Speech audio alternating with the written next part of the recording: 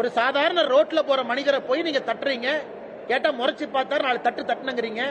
அதுக்கப்புறம் மருத்துவமனையில போய் நெஞ்சு வலின்னு படுத்திருந்தா அதையும் கேவலப்படுத்துறீங்க. அதை கேள்வி கேட்டா என்னைய மிரட்டுறீங்க. அதை தாண்டி முதலமைச்சரை போய் பார்த்து கம்ப்ளைண்ட் கொடுப்பீங்க.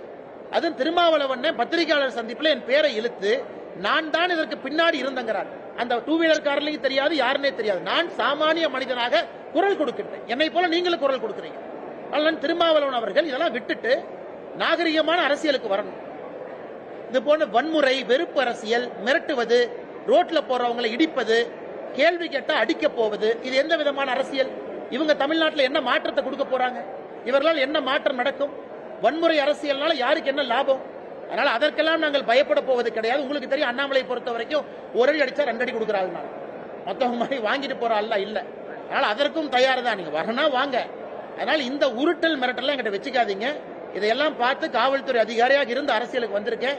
பல ரவுடிகளை டீல் பண்ணிருக்கேன். இந்த வேலையில என்கிட்ட வச்சுக்கூடாது.